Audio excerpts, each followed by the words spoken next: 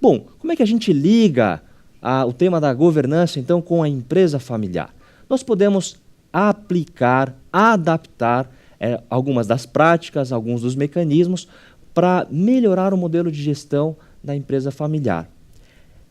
Para, inclusive, tratar de algumas dinâmicas e alguns desafios que são particulares às empresas familiares.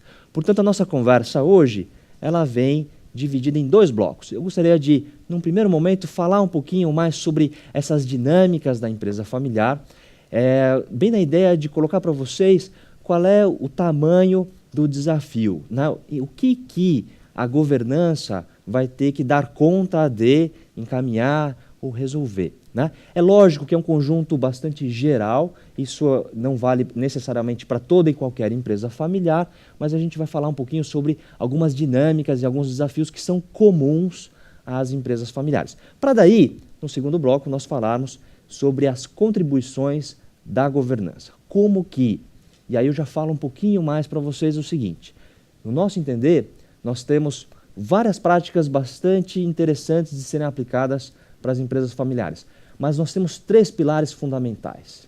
A primeira delas é planejamento, a segunda é comunicação e a terceira é transparência. A gente vai desenvolver cada um desses pilares na manhã de hoje, ok? Então vamos lá. Sobre a dinâmica e os desafios da empresa familiar. Eu gostaria de começar aqui qualificando ou talvez definindo o que é uma empresa familiar. Que é muito comum o pessoal me perguntar, poxa vida, Fábio, se diz aí no mercado que 80%, 90% das empresas no Brasil são empresas familiares. Mas, afinal de contas, o que é uma empresa familiar? Então, vamos lá. A definição por si só, ela tem sido tema de tese de doutorado, né? Tem gente aí procurando entender o que é, qual que é o limite, até quando uma empresa pode ser considerada familiar. A primeira definição, e aqui a perspectiva ela é acadêmica, é uma definição extremamente rigorosa, extremamente exigente. Para você considerar uma empresa familiar, você precisa, primeiro, identificar uma família ou algumas famílias que são controladoras da empresa, são proprietárias, detêm a maior parte das ações ou a maior parte das cotas. Segunda premissa, você precisa identificar que existe nos cargos de liderança, os dirigentes, você tem pessoas da família controladora. E terceira premissa é que esta empresa ela vai ser considerada familiar se ela já passou por algum processo de sucessão geracional. Então veja, é uma definição bastante exigente, são três premissas: controle familiar, gestão familiar e a experiência da sucessão geracional. Bom, para efeitos de pesquisa a gente vai restringindo, vai relaxando algumas dessas premissas. E até o ponto que a gente fale, olha, uma empresa familiar pode ser considerada aquela que tenha um controle familiar e gestão familiar. Em outros casos, e a gente tem alguns exemplos aqui de estudos brasileiros, basta que eu identifique que existe uma família controladora que eu já vou classificar, já vou qualificar essa empresa como uma empresa familiar. É bem certo que essa estatística de que nós temos de 85% a 90% das empresas como sendo familiares é a que utiliza a definição um pouco mais geral, um pouco mais relaxada, que é a do controle familiar. É muito comum, poxa vida, eu sou um empreendedor, eu estou começando o meu negócio agora, será que eu sou uma empresa familiar? Então veja, a depender da definição que vocês considerarem, a gente consegue ter a resposta. Bom, já sabemos que definir uma empresa familiar é um desafio, mas o que importa? Né? O que importa é nós entendemos em que elas diferem. Afinal de contas, uma empresa familiar ela é diferente em quê? Temos aí um conjunto de hipóteses. Né? Poxa, as empresas familiares elas podem ser diferentes das demais porque elas têm uma preocupação muito maior com a perpetuidade, com a continuidade dos negócios. Isso ficou bastante evidente, ou mais evidente, pós-crise de 2008, quando se analisou as perdas, né, que ocorreram após a crise, elas foram muito menores para as empresas familiares. Né? Isso aí são os estudos acadêmicos que nos indicam isto. Por que será? Poxa vida, muitas vezes o próprio sobrenome da família é o nome da empresa, existe lá toda uma série de expectativas e de retornos que não são necessariamente retornos econômicos, que os familiares têm pelo fato de existir a empresa. Então, você tem uma orientação para a perpetuidade que talvez seja muito mais enfática quando se trata de empresas familiares. Existem dinâmicas familiares que são particulares, e essas dinâmicas elas podem ser boas ou não tão boas. Aqui, o nosso convidado do ano passado, para esse Seminário Internacional de Family Business, o Joe Astracher, ele usou uma figura bastante interessante. Uma dinâmica familiar é como uma reação nuclear. E uma reação nuclear bem controlada fornece energia, certo? Você tem energia para cidades, para países. E essa é uma dinâmica familiar que pode prover energia, portanto, para se fazer os negócios, para se desenvolver um modelo de negócio. Entretanto, se a gente perde a mão nessa reação nuclear, você pode ter efeitos tão desastrosos quanto aí uma bomba atômica. Tal. O que acontece nessa questão aqui? O que a gente vê na prática acontecendo? Várias empresas, talvez até multinacionais ou redes de franquias, olham para os seus parceiros, que são empresas familiares, e falam assim, puxa vida, eu preciso, a partir de agora, além de todo um conjunto de diretrizes estratégicas, lógica de atuação regional, toda a variável mercadológica que eu já estudo, além disso tudo, eu preciso entender como anda a dinâmica familiar, como anda a governança do meu parceiro, porque, de repente, eu posso vir a ter problemas. A gente já viu aí na mídia, isso tem acontecido talvez com uma ênfase um pouco maior, mas hoje em algumas empresas, até para você renovar o seu contrato de franquia, o seu contrato de concessão, de região de atuação, você precisa mostrar que fez uma boa lição de casa do ponto de vista de governança.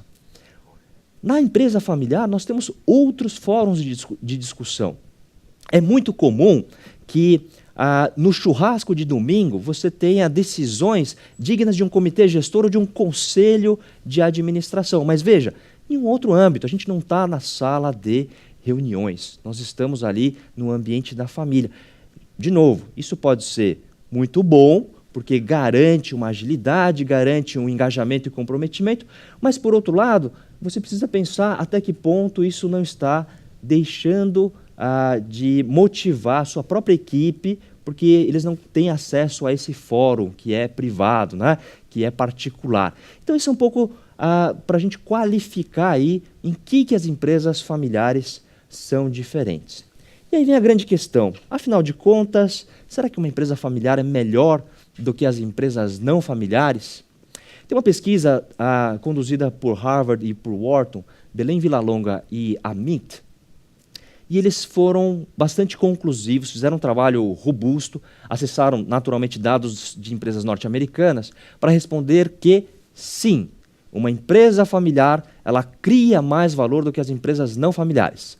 Ponto e vírgula, desde que seja feita uma lição de casa. São várias as condições, mas entre elas, me parece que o mercado entende que se o fundador da empresa, ele até hoje é o CEO, preside lá as decisões de gestão, ou, alternativamente, ele é presidente do conselho de administração, essas empresas elas vão gerar mais valor, o acionista tende a ser melhor remunerado. E a segunda condição, o segundo resultado, o segundo condicionante que faz parte dessa lição de casa, é que o mercado não entende necessariamente como uma boa sinalização se o herdeiro for participar da gestão da empresa familiar sem ter mecanismos de governança. Então, veja, resultado de 2008, certo? Resultado que foi premiado como o melhor paper do Journal of Financial Economics. Então, publicação de peso, robustez de análise, bons dados. E decorrente dessa pesquisa vieram várias outras, entre elas aí uma pequena contribuição da nossa parte em termos de tese de doutorado, em que nós acessamos aí 400 e poucas empresas familiares aqui no Brasil e os resultados alinharam-se no sentido de que a empresa familiar ela pode sim ser mais produtiva, ser mais eficiente, gerar mais valor.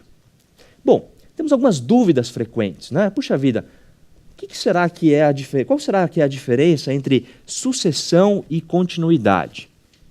Afinal de contas, são duas coisas que têm a ver com o processo de mudança. E aqui a perspectiva é de percepção de gerações. Muito se diz que A geração atual, aquela que está se preparando para passar o bastão, e o conceito é bem esse, hein, gente? É se preparando para passar o bastão. Ela prefere pensar em continuidade. Afinal de contas, eu trabalhei, labutei, criei esse legado e gosto de pensar que os meus filhos, a nova geração, vai querer dar continuidade a esse meu trabalho, a esse meu legado. Agora, na perspectiva do herdeiro, da nova geração, poxa vida, gosto de pensar em sucessão. Vamos mudar a maneira com a qual se faz os negócios. É bem verdade que isso não vale para toda e qualquer empresa familiar, mas é apenas uma percepção geral. E por que eu falo que um processo de sucessão, essa mudança, ela exige muito preparo para quem vai passar o bastão? Por muito tempo se acreditou, né, que para você ter um processo de sucessão de sucesso, você precisaria ter os herdeiros muito bem preparados. Isso continua válido. Entretanto, ficou cada vez mais evidente, cada vez mais claro, nós temos participado aí de congressos em que várias das pesquisas são apresentadas, cada vez mais o fracasso do processo de sucessão se atribui à geração atual, que não se permite preparar para passar o bastão, que não se permite dar o espaço de trabalhar junto com o herdeiro para saber, na real, se aquele herdeiro vai ser capaz, vai ter o potencial de assumir a responsabilidade e dar sequência, dar continuidade. Profissionalizar. O que será que é profissionalizar uma empresa? De novo, popularmente se fala, profissionalizar é fácil. Vamos tirar todo mundo da família, contrata todo mundo no mercado, profissionalizar a empresa. Cuidado, cuidado. Né? Nós vemos que profissionalizar tem muito mais a ver com estabelecer um modelo de gestão, critérios, parâmetros, para que quem quer que venha a desempenhar estas funções, sejam pessoas da família ou sejam talentos do mercado, que essas pessoas possam, de fato, mostrar resultados, possam se comprometer com aquilo que se propõe a fazer. Então, profissionalizar não mais é uma questão da gente olhar se é gente da família ou gente do mercado. Profissionalizar tem muito mais a ver com o modelo de gestão. Né? Esse é um entendimento cada vez mais aceito, né, pelo que a gente tem ouvido, pelo que a gente tem conversado com o pessoal. O que será que é herança? O que será que é herança? Né? Herança a gente aprendeu aí, né, nesses bate-papos, uma vez eu aprendi que existe um dito popular turco que diz que herança é aquilo que o morto deixa para os vivos se matarem. Né? Gente, né, comprei o peixe e estou passando para vocês. Né? Herança é aquilo que o morto deixa para os vivos se matarem.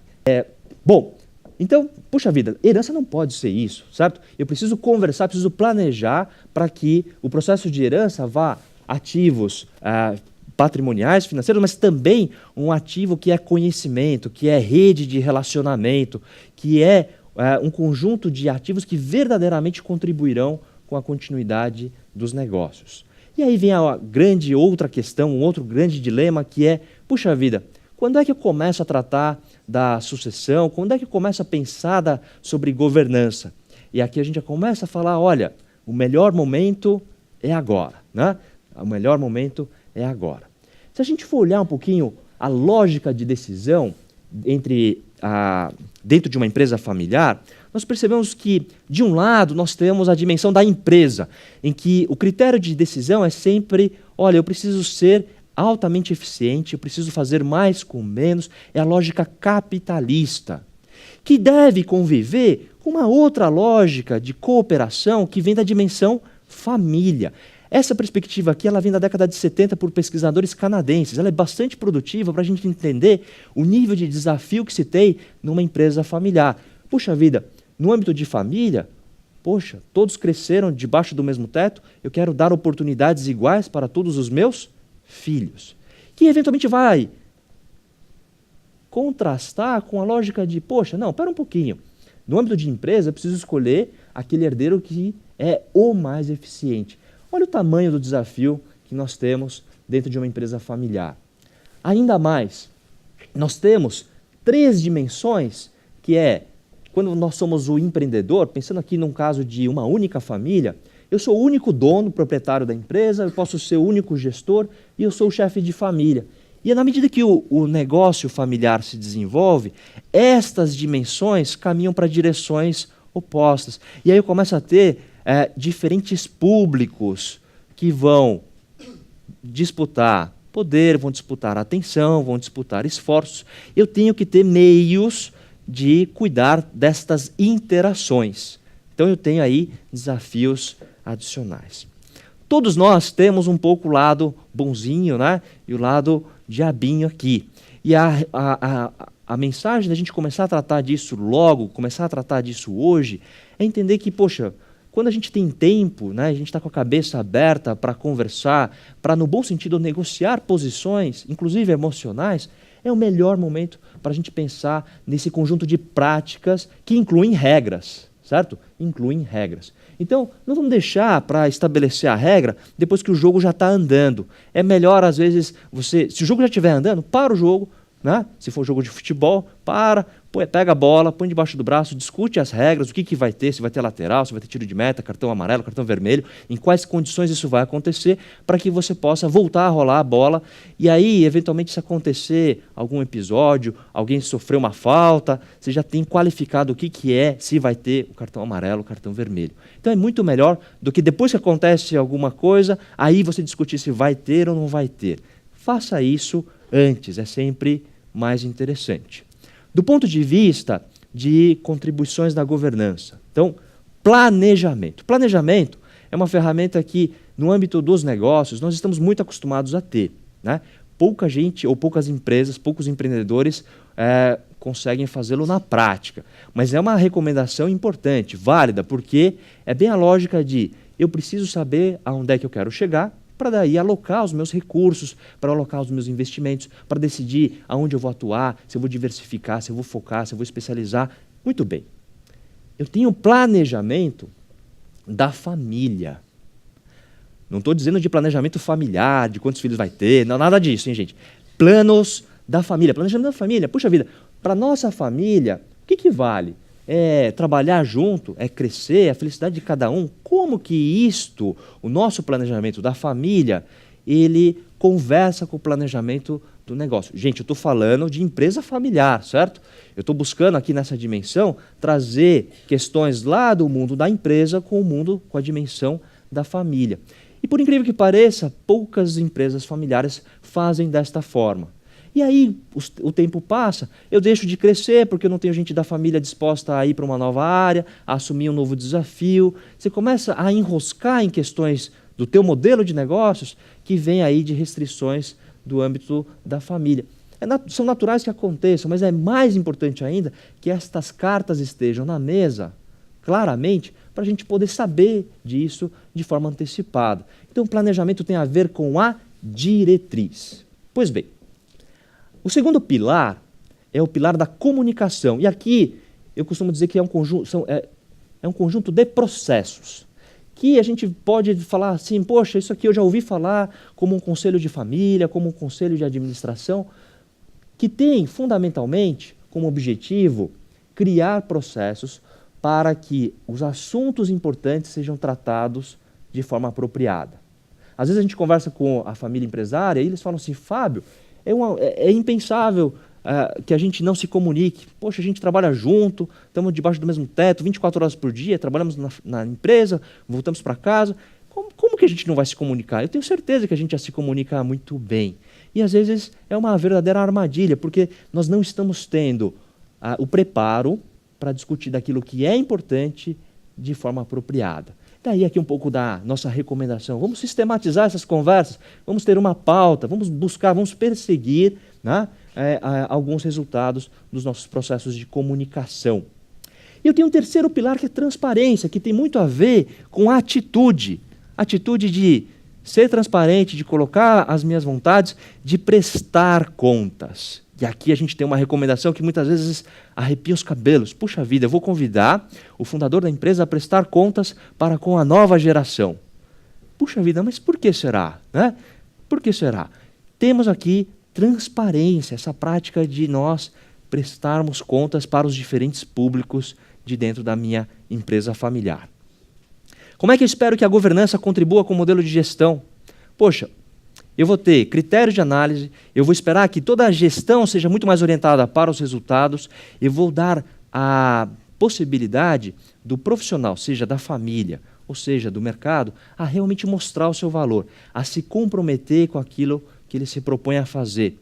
Em última instância, eu posso, inclusive, reduzir o custo do capital. No período que eu trabalhei lá junto ao Banco Mundial, nós já sabíamos ali que existia uma qualificação, uma gradação do nível de governança das empresas. E isso ia, naturalmente, refletir a condição de crédito.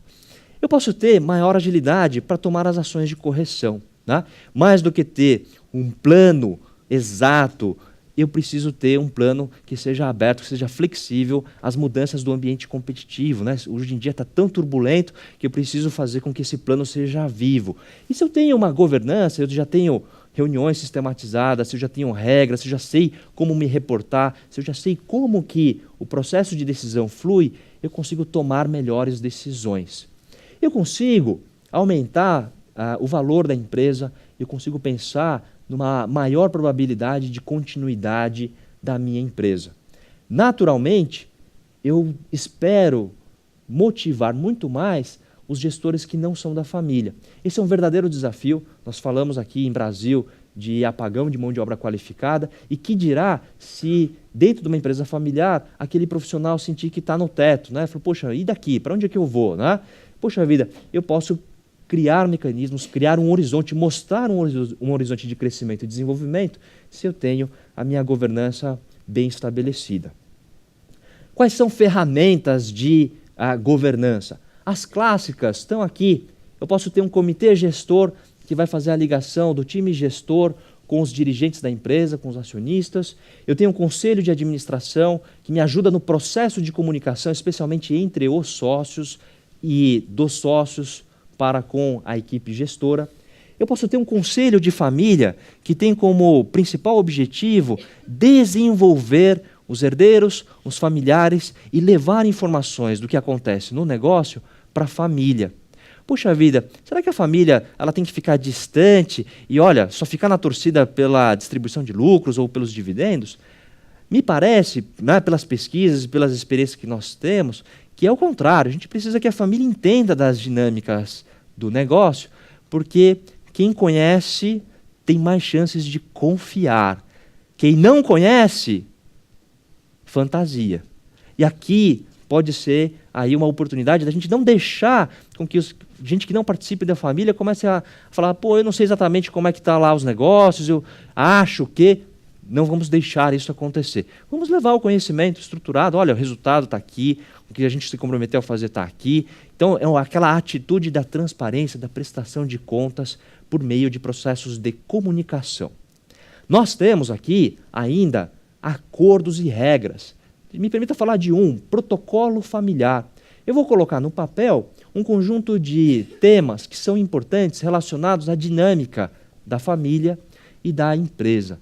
Será que herdeiro entra ou não entra? Será que agregado pode ter alguma participação? Como é que vai ser a avaliação dos negócios caso a gente pense em vender essa empresa ou um dos sócios queira sair? E esse protocolo, ele é um instrumento muito interessante em que é lógico, deixa eu passar aqui, alguns dos temas que a gente pode trabalhar num protocolo familiar, é lógico que é bastante interessante que a gente tenha lá o produto final, ele pronto, e que ele eventualmente vai alimentar lá melhorias no nosso contrato social ou no acordo de acionistas, ou que ele tenha um amparo jurídico, mas fundamentalmente o que é o grande ganho para a família empresária é o processo para se chegar no produto final do protocolo familiar. O resultado, assim, as conversas que se tem que ter, os assuntos que se colocam em pauta, o crescimento de entendimento dos familiares em torno destas questões, que são questões importantes. Portanto, nós temos aí um conjunto de dimensões que nós podemos trabalhar, explorar, convidar os familiares a discutir em relação ao protocolo familiar. Dentro de uma empresa familiar, nós temos tipicamente a figura do dono da gestão, o presidente, o CEO. E esse dono da gestão, ele precisa se reportar ao dono da empresa. Por vezes, ou muitas das vezes, é a mesma pessoa. mas a gente faz questão de separar. Isso faz parte das práticas de governança. Eu preciso ter claramente a figura do dono da gestão e a figura do dono da empresa. Porque nós temos neste emaranhado de interações possibilidades da família vir a participar como acionistas, portanto, sem participar do dia a dia da empresa, mas são acionistas ou serão futuros proprietários da empresa. E a família pode entrar como gestores, né? A família pode trazer aqui conhecimento, pode trazer a energia, o jeito de se fazer negócios para dentro da empresa familiar. De outro lado, eu tenho os investidores, né? Que a gente está chamando de uma forma bastante geral aqui, né? Incluem bancos que podem emprestar dinheiro em dívida, né? Para financiar as atividades aí de crescimento, capital de giro, mas que vai olhar para como que a empresa está organizada do ponto de vista de governança, para daí precificar. E eu tenho aqui, como investidor, aquele que entra para participar da empresa do ponto de vista de propriedade, inclusive. Nós temos uma seara, né, muito interessante aqui. Nós sabemos que o Brasil tem recebido muitos investimentos, muitos investidores, muitos fundos têm procurado negócios aqui no Brasil e, naturalmente, eles vão olhar para quão preparada está a empresa para lidar com investidores, para lidar com os familiares. Então, do ponto de vista de uma empresa familiar, nós temos as dimensões já muito bem conhecidas, que é a gestão e a propriedade. Lembrem-se que a dimensão família e investidor são dimensões importantes e que a governança tem grandes contribuições para regrar estas interações. Pois bem, o que fazer e quando começar? Né? Eu reforço aqui a ideia de que nós precisamos ter planejamento, nós precisamos ter processos de comunicação e fazer uso, né, dessa atitude de transparência, de prestação de contas. Quando começar? Hoje é o melhor dia e a gente sempre lembra. Cuidado, né, gente? Em algumas coisas do nosso negócio, a gente tem um tempo já meio definido. Olha, quando que eu vou decidir quanto comprar na minha cadeia de suprimentos, ou quanto eu vou vender. Isso o calendário me convida a fazer, certo? Porque se eu perder a mão, se eu errar o timing de fazer, operacionalmente, ou a minha empresa pode vir a ter problemas. Um tema como governança, ele fica, entre aspas, meio solto, né, gente? E não tem exatamente um momento para a gente fazer. Ou, quando esse momento aparece, por vezes isso pode ser tarde. É o que eu chamo das horas da verdade, né? Tem aqui dinâmica familiar, uma doença, de repente você está na antessala da UTI querendo discutir a lição de casa que a gente não fez até agora. É uma situação bastante difícil. Eu posso ter um investidor batendo na porta, ou eu posso ter uma necessidade de capital. E se nesse momento eu quiser estruturar meu processo de governança, eu posso até conseguir, mas vai ser a um custo muito maior.